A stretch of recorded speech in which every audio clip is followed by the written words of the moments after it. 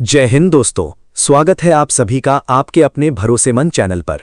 दोस्तों, आज का ये वीडियो देश भर के लाखों केंद्रीय कर्मचारियों, 65 लाख से ज्यादा पेंशन धारकों, भूतपूर्व सैनिकों, फैमिली पेंशनर्स और सरकारी विभागों से जुड़े कर्मचारियों के लिए बेहद महत्वपूर्ण होने वाला है, क्योंकि आज के इस वीडियो में हम बात करने वाले हैं कर्मचारियों और पेंशन धारकों की सैलरी, पेंशन, महंगाई भत्ता, महंगाई राहत, 8वें वेतन आयोग, लंबित एरियर, स्पर्श पोर्टल, लाइफ सर्टिफिकेट, पेंशन मंत्रालय के नए दिशा निर्देश, बैंकिंग नियमों में बदलाव और आरबीआई के नए मास्टर सर्कुलर को लेकर आई बड़ी अपडेट्स के बारे में। दोस्तों, यदि आप केंद्रीय कर्मचारी हैं, रेलवे कर्मचारी हैं, रक्षा मंत्रालय से जुड़े हुए हैं, आर्मी, नेवी, एयरफोर्स से जुड़े पेंशनर हैं या फिर आपके परिवार में कोई पेंशन धारक है, तो ये वीडियो आपके लिए बहुत ही ज्यादा जरूरी होने वाला है। इसीलिए वीडियो को शुरू से लेकर अंत तक ध्यानपूर्वक जरूर देखिएगा, क्योंकि आज की हर एक जानकारी आपके जीवन से सीधे तौर पर जुड़ी हुई है। दोस्तों, वीडियो शुरू करने से पहले आप सभी से छोटा सा निवेदन है कि वीडियो को लाइक जरूर कर दीजिएगा और नीचे दिए गए सब्सक्राइब बटन को दबाकर चैनल को सब्सक्राइब भी कर लीजिएगा, ताकि सरकारी कर्मचारियों और पेंशन धारकों से जुड़ी हर छोटी बड़ी खबर आप तक सबसे पहले पहुंचती रहे। दोस्तों, सबसे पहली बड़ी खबर की चर्चा कर लेते हैं, जो देश भर के लाखों केंद्रीय कर्मचारियों और पेंशन धारकों की सैलरी और पेंशन से जुड़ी हुई है। आपकी जानकारी के लिए बता दें कि जुलाई 2026 से एक बार फिर कर्मचारियों और पेंशन धारकों के महंगाई भत्ते और महंगाई राहत में बढ़ोतरी की पूरी संभावना दिखाई दे रही है।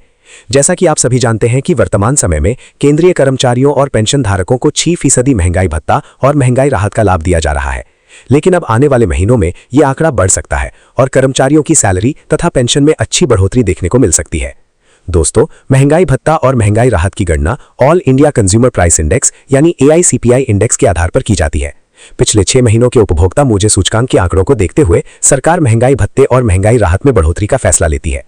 जनवरी और फरवरी के आंकड़े पहले ही सामने आ चुके थे और अब मार्च महीने का आंकड़ा भी जारी कर दिया गया है। इन 3 महीनों के आंकड़ों को देखते हुए फिलहाल कर्मचारियों और पेंशन धारकों के महंगाई भत्ते में लगभग 2% की बढ़ोतरी दर्ज की जा चुकी है, यानी कि 6% महंगाई भत्ता अब 62% तक पहुंचने की स्थिति में दिखाई दे रहा है। हालांकि अभी अप्रैल, मई और जून महीने के आंकड़े आना बाकी है, और यदि आने वाले महीनों में भी उपभोक्ता मूल्य सूचकांक में बढ़ोतरी देखने को मिलती है तो जुलाई 2026 से कर्मचारियों और पेंशन धारकों का महंगाई भत्ता और महंगाई राहत सीधे 64% तक पहुंच सकता है। दोस्तों, पिछले कई वर्षों का रिकॉर्ड देखें तो अधिकतर समय महंगाई भत्ता 2 या 3% तक ही बढ़ता दिखाई दिया है, लेकिन यदि इस बार 4% तक बढ़ोतरी होती है तो ये कर्मचारियों और पेंशन धारकों के लिए बहुत बड़ी राहत साबित होगी, क्योंकि लगातार बढ़ती महंगाई के बीच कर्मचारियों और पेंशन धारकों को आर्थिक रूप से काफी चुनौतियों का सामना करना पड़ रहा है। गैस सिलेंडर, बिजली बिल, दवाइयां, बच्चों की पढ़ाई, यात्रा खर्च और रोजमर्रा की जरूरतों पर लगातार खर्च बढ़ता जा रहा है। ऐसे में महंगाई भत्ते में बढ़ोतरी कर्मचारियों और पेंशन धारकों को आर्थिक राहत देने का काम करेगी। कई कर्मचारी संगठन लगातार सरकार से मांग कर रहे हैं कि महंगाई भत्ता बढ़ाने के साथ साथ फिटमेंट फैक्टर और बेसिक सैलरी में भी बढ़ोतरी की जाए, ताकि कर्मचारियों की वास्तविक आय में सुधार हो सके। वहीं पेंशन धारकों का कहना है कि लगातार उम्र बढ़ने के साथ चिकित्सा खर्च भी तेजी से बढ़ते जा रहे हैं, इसीलिए पेंशन में नियमित बढ़ोतरी बेहद जरूरी है। दोस्तों, आरबीआई के नए नियम के अनुसार यदि किसी पेंशन धारक की पेंशन महीने के अंतिम कार्य दिवस पर खाते में नहीं आती है और बाद में देरी से भुगतान किया जाता है तो बैंक को उस अवधि का 8% की दर से ब्याज भी देना होगा। यानी यदि आपकी पेंशन 5 या 6 दिन देरी से आती है तो आप बैंक से उस अवधि का ब्याज मांग सकते हैं। इसके लिए आपको बैंक में लिखित शिकायत देनी होगी और उसमें यह उल्लेख करना होगा कि आपकी पेंशन कितने दिन देरी से आई। साथ ही आरबीआई मास्टर सर्कुलर की कॉपी भी शिकायत के साथ संलग्न करनी होगी। इसके बाद बैंक को आपकी शिकायत पर कार्रवाई करनी होगी। दोस्तों, ये नियम पेंशन धारकों के अधिकारों की रक्षा के लिए बहुत महत्वपूर्ण माना जा रहा है, क्योंकि अब बैंक मनमानी नहीं कर पाएंगे और समय पर पेंशन जारी करने के लिए बाध्य होंगे। अब चलिए दोस्तों, अगली बड़ी खबर की चर्चा कर लेते हैं, जो लंबे समय से चर्चा में बनी हुई 18 महीने के डीए एरियर से जुड़ी हुई है। दोस्तों, जैसा कि आप सभी जानते हैं कि कोरोना काल के दौरान कर्मचारियों और पेंशन धारकों का 18 महीने का महंगाई भत्ता और महंगाई राहत रोक दी गई थी। तब से लेकर अब तक कर्मचारी संगठन और पेंशनर संगठन लगातार इसकी बहाली की मांग कर रहे हैं, लेकिन केंद्र सरकार की ओर से कई बार यह स्पष्ट किया जा चुका है कि फिलहाल 18 महीने के एरियर का भुगतान करने का कोई प्रस्ताव नहीं है। सरकार का कहना है कि कोरोना महामारी के दौरान आर्थिक स्थिति प्रभावित हुई थी और उस समय लिए गए फैसले को वापस लेना संभव नहीं है। हालांकि कर्मचारी संगठन इस जवाब से संतुष्ट नहीं है और लगातार कानूनी लड़ाई लड़ रहे हैं। दोस्तों, जानकारी के अनुसार वरिष्ठ अधिवक्ता AK तिवारी द्वारा यह मामला उच्च स्तर पर उठाया गया है और सरकार से जवाब मांगा गया है कि यदि कर्मचारियों और पेंशन धारकों को 18 महीने का एरियर 8% ब्याज के साथ दिया जाता है तो सरकार पर कितना वित्तीय भार आएगा। हालांकि अभी तक सरकार की ओर से इस मामले में अंतिम जवाब दाखिल नहीं किया गया है, लेकिन कर्मचारी संगठनों का कहना है कि ये कर्मचारियों और पेंशन धारकों का अधिकार है और सरकार को इसका भुगतान करना चाहिए। यदि भविष्य में इस मामले में कोई सकारात्मक फैसला आता है तो लाखों कर्मचारियों और पेंशन धारकों को बड़ी राहत मिल सकती है।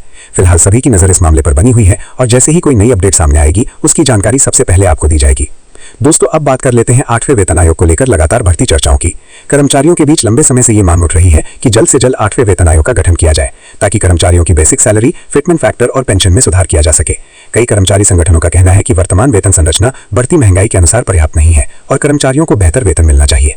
यदि आने वाले समय में 8वें वेतन आयोग को लेकर सरकार कोई बड़ा फैसला लेती है तो कर्मचारियों की न्यूनतम सैलरी और पेंशन दोनों में बड़ी बढ़ोतरी देखने को मिल सकती है। हालांकि अभी तक सरकार की ओर से आधिकारिक घोषणा नहीं की गई है, लेकिन चर्चाएं लगातार तेज होती जा रही हैं।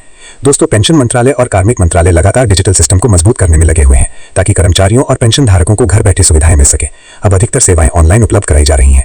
लाइफ सर्टिफिकेट से लेकर शिकायत निवारण तक की प्रक्रिया को डिजिटल किया जा रहा है। लेकिन इसके साथ ही पेंशन धारकों को जागरूक रहना भी बहुत जरूरी है, क्योंकि कई बार छोटी सी गलती के कारण पेंशन रुक जाती है और बाद में विभागों के चक्कर लगाने पड़ते हैं। इसीलिए सभी पेंशन धारकों से निवेदन है कि अपने दस्तावेज समय पर अपडेट रखें, मोबाइल नंबर सक्रिय रखें और किसी भी सूचना को नजरअंदाज न करें। बैंक खाते की केवाईसी समय पर पूरी करवाएं, आधार लिंकिंग चेक करते रहें और समय पर जीवन प्रमाण पत्र जमा करें ताकि भविष्य में किसी भी प्रकार की परेशानी का सामना न करना पड़े। दोस्तों, अब एक और महत्वपूर्ण जानकारी की बात कर लेते हैं जो स्पर्श पोर्टल से जुड़े पेंशनरों के लिए बेहद जरूरी है। कई पेंशनरों की शिकायत सामने आ रही है कि उनके खाते में पेंशन समय पर नहीं पहुंच रही या फिर पेंशन स्टेटस अपडेट नहीं दिख रहा।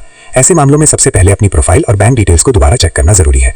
कई बार छोटी तकनीकी त्रुटियों की वजह से भुगतान में देरी हो जाती है। इसीलिए पेंशनरों को सलाह दी जा रही है कि समय समय पर स्पर्श पोर्टल पर लॉगिन करके अपनी जानकारी अपडेट करते रहें।